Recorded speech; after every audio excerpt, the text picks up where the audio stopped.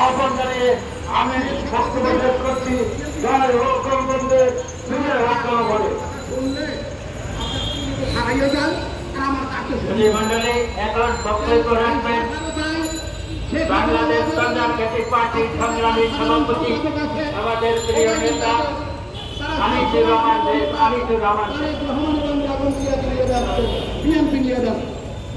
আমি বলতে চাই, আপনারা বলছেন যে তারেক রহমান জাতীয় প্রেস ক্লাবের সম্মুখে আয়োজিত নির্বাচনে আসে না তারা। আমি বলতে চাই ওই যে নির্মাণের দাবিতে জাতীয় গণতান্ত্রিক আয়োজিত এই মানববন্ধনের সম্মানিত সভাপতি জাতীয় গণতান্ত্রিক আমি বলতে চাই উপস্থিত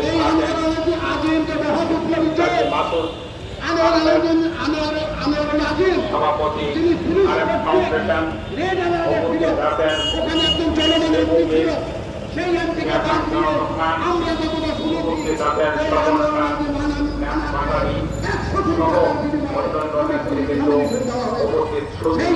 সাংবাদিক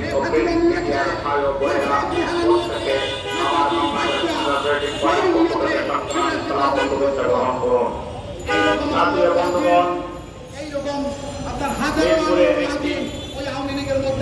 আবাসন প্রকল্প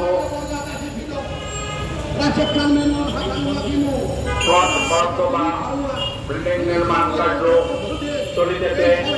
এটি মুক্তিযোদ্ধাদের সবাই এই আবাসন তৈরি করার নির্দেশনা ছিল এবং ওই যে স্থানে একটি মুক্তিযোদ্ধা ভাস্কর্য নির্মাণ করার কথা ছিল এবং মুক্তিযোদ্ধাদের দাবিও ছিল। কিন্তু আজকের যে ডেভেলপার কোম্পানি রিয়েল এস্টেট ব্যবসায়ী অভিদস্ত মুক্তিযোদ্ধাদের এই দাবিকে তোয়াক্কা না করে এখানে আপনার আবাসন নামে প্লট এবং গৃহ নির্মাণ করছে।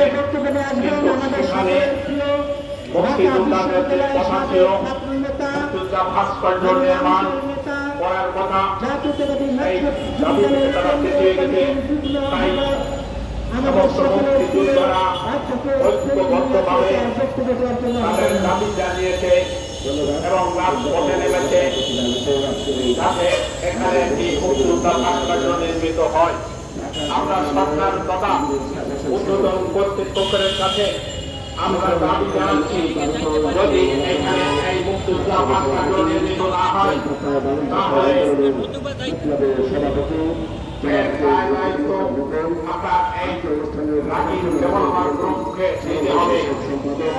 এখানে যে প্রতিবন্ধকতা সৃষ্টি হয়েছে এগুলো দূর করে আইন প্রত্যয় সরকারের ঊর্ধ্বতন কর্মকর্তাদের দৃষ্টি আকর্ষণ করে আমি বলতে চাই, এখানে অনতিবিলম্বে অবশ্যই মুক্তিযোদ্ধা ভাস্কর্য নির্মাণ করতে হবে। যেহেতু এটা মুক্তিযোদ্ধাদের নামে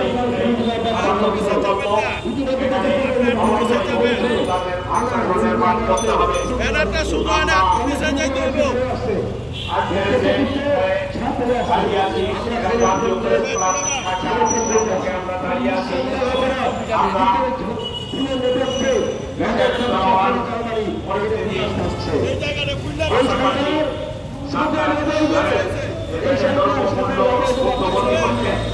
এটা নিয়ন্ত্রণ করতে হবে। জনগণের সকল পণ্য এবং অন্যান্য সামগ্রী ক্রয় দেওয়ার মধ্যে আনতে হবে এবং পাশাপাশি মুক্তিযোদ্ধাদের এই দাবি মেনে নিতে হবে। এই ঢাকা মহাকাশ করে আমি আমার সংক্ষিপ্ত বক্তব্য শেষ করছি। আল্লাহ হাফেজ। বাংলাদেশ সফল হোক। বিদেশে থেকে তারা সহ বিভিন্ন জায়গায় দেশের ছেলে করা হচ্ছে। বাংলাদেশে একটি আমরা এই প্রধান থেকে আমাদের প্রিয় নেতা কাজী আরিফ ফাউন্ডেশনের সংগ্রামী সভাপতি কাজী সাদ্দাম নেতা বক্তব্য রাখবেন। সেই কাজী আরিফ ফাউন্ডেশন কাজী আরিফ আহমেদ ছিলেন, তিনি মুজিব বাহিনীর সাব সেক্টর কমান্ডার ছিলেন, স্বাধীনতার পতাকা এবং মুক্তিযুদ্ধের সংগঠন ছিলেন।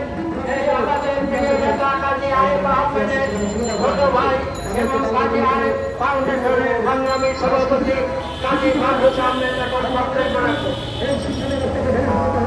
বিভিন্ন